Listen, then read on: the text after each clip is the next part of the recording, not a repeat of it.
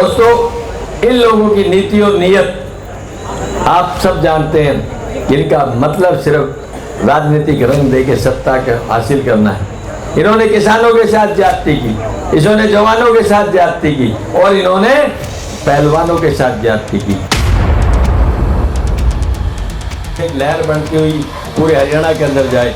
आज चंडीगढ़ से लेकर के नांगल चौधरी तक, औरत से लेकर डबवाली तक स्पष्ट संदेश है कि हरियाणा में बीजेपी जा रही है, कांग्रेस आ रही है। अब तक भारतीय जनता पार्टी ये कहती रही कि हम 3100 रुपए हमारे बुजुर्गों को पेंशन देंगे। कांग्रेस ने कहा कि हम 3151 के चक्कर में नहीं पड़ेंगे, हम सीधे 6000 रुपए एक माँ को, 6000 रुपए बाप को, यानी 12000 रुपए दो बुजुर्गों को मिलेंगे। जो 400 रुपए का कांग्रेस में सिलेंडर था तो कपड़े उतार करके ना प्रदर्शन करते थे, हाई महंगाई हाई महंगाई। आज 1200 पर बोलते नहीं। भाजपा ने भी अपनी घोषणाएं की, लेकिन कोई नहीं मानेगा, क्योंकि इन्होंने पहले इतनी झूठ बोल ली। इसलिए मैं हमेशा इसको झूठी पार्टी कहता हूँ। इसका नाम है बीजेपी, यानी बहुत झूठी पार्टी। सर्वप्रथम तो मैं अपनी ग्राम बस्ती को तहे दिल से शुक्रिया अदा करता हूँ कि उन्होंने देर रात भी इतने भारी जोश के साथ, इतने भारी संख्या के साथ में हम सब लोगों का यहाँ अभिनंदन किया। और मैं ये कह सकता हूँ कि अपने गांव की ये ऐतिहासिक जगह, जहाँ अनेकों बार मैंने पिछले 25-30 साल के अंदर मीटिंगें की है, सभाएं की है, लेकिन जो जोश आज देखने के लिए मिला हुआ ऐसा इससे पहले कभी देखने को नहीं। बात मैं भी समझता हूँ और बात आप भी समझते हैं। वक्त कुछ ऐसा है जिसकी जरूरत है हमें, और आप और हम दोनों उस बात को समझते हैं। मुझे पूरा भरोसा है कि वक्त के नजाकत को समझते हुए अब सही है।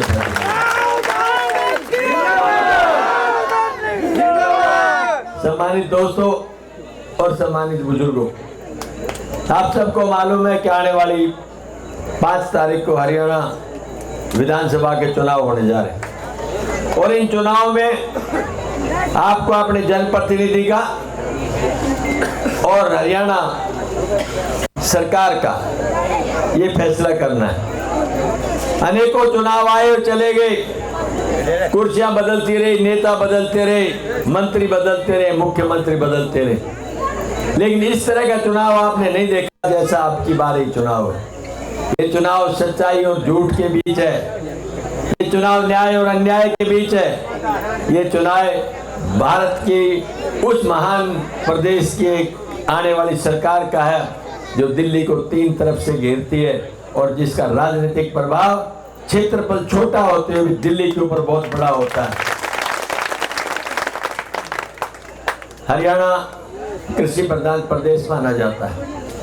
यहाँ का हर भाई या तो कृषि से जुड़ा हुआ है या एक भाई फौज में जाता था। ये हमारी परंपरा पुराने समय से रही थी, लेकिन आज दुर्भाग्य से दोनों ही बातों के अंदर हम इस तरह की समस्याओं का समाधान करना पड़ रहा है जिसके लिए हमने कभी सोचा नहीं था। दक्षिण हरियाणा के किसान खासतौर पर जिसकी जमीन होल्डिंग कम है, लेकिन फिर भी अपने परिश्रम से सूखी धरती का सीना चीर कर अनाज पैदा करना जानता है, अपने पसीने से सींच करके भूखे का पेट भरना जानता है, और जब अपनी फसल को परिश्रम के बाद मार्केट में ले जाता है तो उसके कम भाव देख करके अपने खून के आंसू बहाता है। क्या यही अच्छे दिनों की बात थी जो भारतीय जनता पार्टी हमें देना चाहती थी? मैं आपको बताना चाहता हूँ, दूसरा पक्ष हमारा संविधान जवान का है। परिवार में एक किसान और एक जवान, ये हमारी नीति तकरीबन रहती थी, लेकिन आज वो जवान भी नाखुश और मायूस, क्योंकि उसे आगे भविष्य नजर नहीं आता। सबसे बड़े युवा शक्ति और कहीं दुनिया के अंदर है तो हिंदुस्तान में, लेकिन सबसे ज्यादा बेरोजगार अगर कहीं हिंदुस्तान में है तो हरियाणा के अंदर। ये हमारा दुर्भाग्य रहा। आज जहाँ फौज को हम ये मानते थे गर्व और गौरव के साथ कि हमारे नौजवान अपने प्राणों के आहुति दे करके न अपने आप को न्यौछावर करके सोचते थे अगर हम काम भी आ गए तो देश के नाम शहीद कहलाएंगे और हम देश के लिए कुर्बान हो जाएंगे। आज वो लोग ये सोचने पर मजबूर हो गए कि मैं किसके लिए कुर्बानी दूं। अगर मैंने कुर्बानी भी दी तो मुझे याद कौन करेगा।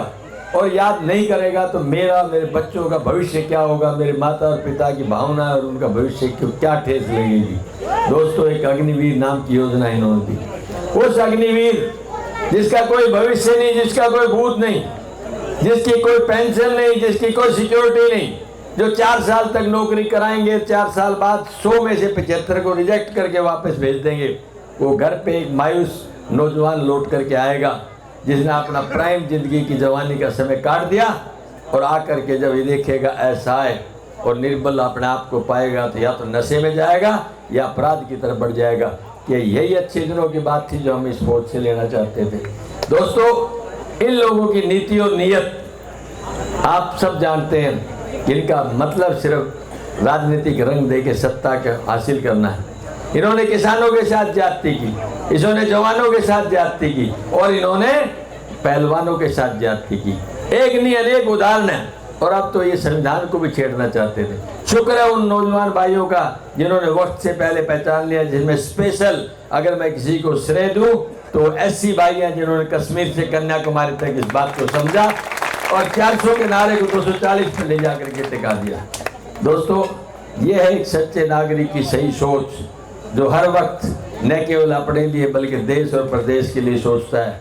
हम समझते हैं कांग्रेस के लोग जिन्होंने देश की जंग आज़ादी में कितने लोगों को कुर्बान कर दिया, फिर जाकर के हमने आज़ादी हासिल की थी, फिर भी ये लोग पूछते हैं कि 70 साल में कांग्रेस ने क्या किया है। मैं आपको बताना चाहता हूँ कि अगर इतिहास के अतीत में जाकर के देखेंगे, जब देश आज़ाद हुआ था तो जवाहरलाल नेहरू थे जिसने देश को नेतृत्व दिया और इस देश के अंदर पंचशील की योजना दे करके IIT, IIM और इसरो जैसे सैटेलाइट की स्थापना करी। क्या ये भारतीय जनता पार्टी की देन थी? उसके बाद कुछ समय के लिए लाल बहादुर शास्त्री जैसा एक सीधा साधा व्यक्ति आया जिन्हें जय जवान जय किसान का नारा दिया, लोगों ने उसको खूब दिल से अपनाया। फिर इंदिरा जी आई जो एक आयरन लेडी के नाम से जाना जाता था।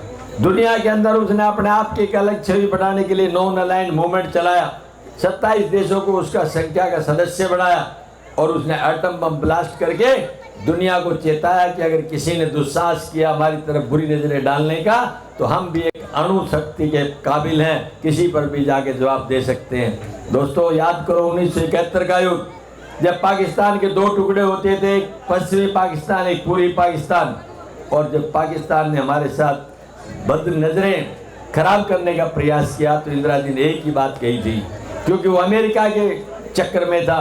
क्या पाकिस्तानी हुक्मरानों, या तो तुम अपने हरकतों से बाज आ जाओ वरना तुम्हें मैं वो सबक सिखाऊंगी, दुनिया का नक्शा पलट दूंगी।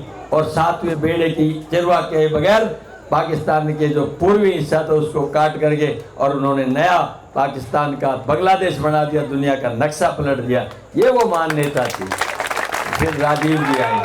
आज जो ये टीवी देख रहे हैं, आज जो ये मोबाइल फोन देख रहे हैं, इसका कोई धोता कर कोई श्रेय किसी को जाता है तो स्वर्गीय राजीव गांधी जी को जाता है, जिसने 20वीं सदी में रहते हुए 21वीं सदी की बात की। आज ये एक बात कहते हैं कि कांग्रेस ने क्या क्या है। फिर संजय जी आए। यहाँ हिंदुस्तान में 2 गाड़ी बनती थी, एक एम्बेसडर एक फिएट। आज देखने के लिए नहीं मिलती, लेकिन हिंदुस्तान में 12-12 करोड़ की गाड़ियाँ बनने लगी हैं। इसका कोई धोतक है तो कांग्रेस पार्टी है। और लास्ट में एक ऐसा महान आदमी जिसके बाद 2 वक्त की रोटी बड़ी मुश्किल से मिलती थी, जिसके बाद स्कूल की फीस देने के पैसे नहीं थे, जिसके घर के अंदर लाइट नहीं थी, वो गली में स्ट्रीट लाइट पे पढ़ करके एक संकल्प लेकर के तैयार हुआ कि मैं देश के अंदर मेरा अपना नाम नहीं, मैं देश का नाम रोशन करूंगा। और वो हिंदुस्तान का 1 नंबर नागरिक राष्ट्रपति APJ अब्दुल कलाम बना, जिसे दुनिया के अंदर मिसाइल मैन के नाम से जाना जाता है। ये इतिहास है इस राष्ट्रीय कांग्रेस का। भाजपा का एक नेता खड़ा होकर नहीं कह सकता कि मेरे यहाँ पर ये स्वतंत्रता सेनानी है या मेरे इस आदमी ने इस देश के लिए कुर्बानी दी है। क्या हम उनसे अपना मुकाबला करना चाहते हैं? दोस्तों, तराजू बिल्कुल सामने है, शीशा बिल्कुल स्पष्ट है, फैसला आपको करना है। और मैं समझता हूँ कि अपने गांव से ज़्यादा ये मेरे भाई और बहन और ख़ास तौर पर मेरी सम्मानित माँ और बेटियाँ ये अच्छी तरह समझते हैं कि आज परिस्थितियाँ क्या हैं। और उन परिस्थितियों को देखते हुए मैं समझता हूँ एक ऐसी चोट जिसे कहते हैं मच्चू के चौहान, वो आपकी नज़रों के अंदर है। और आने वाली 5 तारीख को वो समय आ रहा है जब आपने फैसला करना है और उसी दिन इस हरियाणा की तकदीर और तस्वीर बदल देंगे। आपके यहाँ एक मैसेज आएगा और उससे आपको स्पष्ट पता लग जाएगा कि हम किस रास्ते पर जा रहे हैं। दोस्तों, कहना बहुत आसान है, निभाना बहुत मुश्किल है। मैं जो भाई आज जुड़े हैं, मैं उनको विश्वास दिलाना चाहता हूँ कि कंधे से कंधा मिला करके चलेंगे, 1 और 1 11 की संख्या से काम करेंगे। आपके मान सम्मान में किसी तरह की कोई कमी नहीं रहेगी।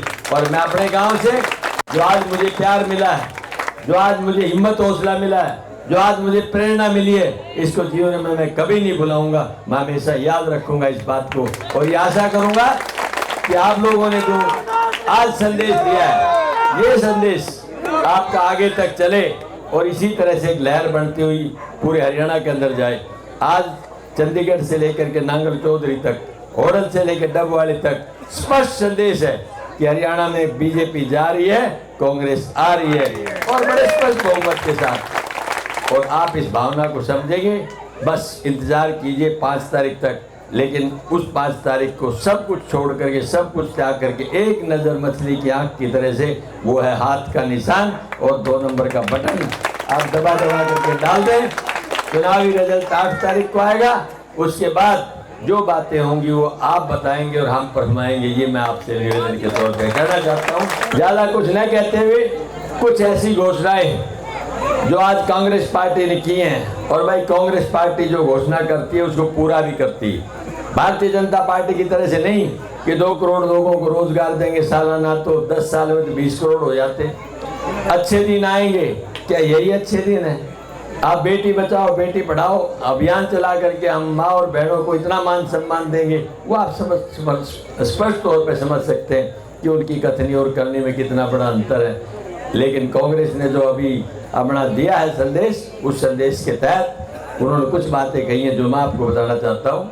अब तक भारतीय जनता पार्टी ये कहती रही कि हम 3100 रुपये हमारे बुजुर्गों को पेंशन दें। कांग्रेस ने कहा कि हम 3151 के चक्कर में नहीं पड़ेंगे, हम सीधे 6000 रुपये एक माँ को, 6000 रुपये बाप को, यानी 12000 रुपये 2 बुजुर्गों को मिलेंगे। ये हमारी बहन सुबह उठती ही चूल्हे की तरफ जाती हैं, जब गैस जलाती हैं तो भाव पता करती हैं। ये देखिए 1200 रुपये का सिलेंडर हो गया। यही लोग बीजेपी के थे जो 400 रुपये का कांग्रेस में सिलेंडर था तो कपड़े उतार करके न प्रदर्शन करते थे, हाई महंगाई हाई महंगाई। आज 1200 पर बोलते नहीं। 45 और 50 डीजल और पेट्रोल था तो आंदोलन करते थे, आज 95 और 90 के ऊपर डीजल पेट्रोल है तो बोलते नहीं। ये स्पष्ट नजर आता है कि इनका काम सिर्फ अपनी राजनीतिक रोटियां सेकना है। इसके गरीब से, अमीर से, जरूरतमंद से कोई संबंध नहीं इन आदमियों का। तो भाई कांग्रेस ने फैसला किया है 500 रुपये में सिलेंडर आपको दे दिया जाएगा। गरीबी के साथ में महंगाई आसमान को छू रही है। भाई महंगाई के अंदर थोड़ी सी राहत देने के लिए 300 यूनिट बिजली आपको फ्री में दी जाएगी। और फिर आते हैं बीपीएल प्लॉट। बीपीएल प्लॉट के लिए हमने 9 लाख प्लॉट की घोषणा शुरू में की थी जब कांग्रेस का राज था। उनमें से 3,92,000 दिए और बाकी नहीं दे पाए क्योंकि सत्ता परिवर्तन हो गया। भाई अब दोबारा राज आ रहा है तो निश्चित तौर पे उनको प्लॉट भी देंगे, लेकिन खाली प्लॉट नहीं, 2 कमरे, 1 रसोई, 1 बाथरूम बना करके देंगे ताकि अपना जीवन आप सही कर सकें। दुर्भाग्य से कोई हमारी बहन अगर वो विधवा हो गई है तो उसको भी 6000 देंगे। कोई भाई अपंग हो गया है उसको भी 6000 देंगे। और कोई बहन जो 18 साल से बड़ी है, जिसकी शादी नहीं हुई है, जिसके घर में 2 वक्त की रोटी नहीं है, जिसको बहुत ज़्यादा लोगों से मतलब ये है कि आशा नहीं है, वो मायूसी के माहौल में रहती है, उसको भाई 2000 रुपये रसोई खर्च के नाम से दिया जाएगा।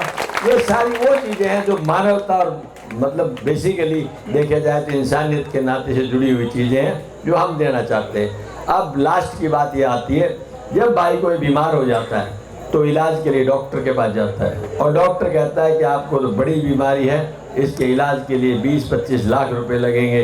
वो मायूस कर उठता है कि मेरी जेब में पैसा नहीं, सरकार देती नहीं, मुझे वक्त से पहले अपने अंतिम सांस लेकर के अलविदा कहना पड़ेगा। तो कांग्रेस ने फैसला किया है, भगवान न करे हमें कभी जरूरत पड़े, लेकिन हारी बीमारी पूछ के नहीं आती। अगर इस तरह की कोई परेशानी किसी भाई में होगी तो 25 लाख रुपए तक का इलाज मुफ्त किया जाएगा, जिसमें आपको कोई पैसा देने की बात नहीं रहेगी। और भाई लास्ट बताता हूँ, एक फैमिली आईडी जो परेशान करती है भाई, सत्ता आते ही सबसे पहले इसको काट दिया जाएगा ताकि आपकी दोबारा से दिक्कत ना आए। मैं ये कहना चाहता हूँ।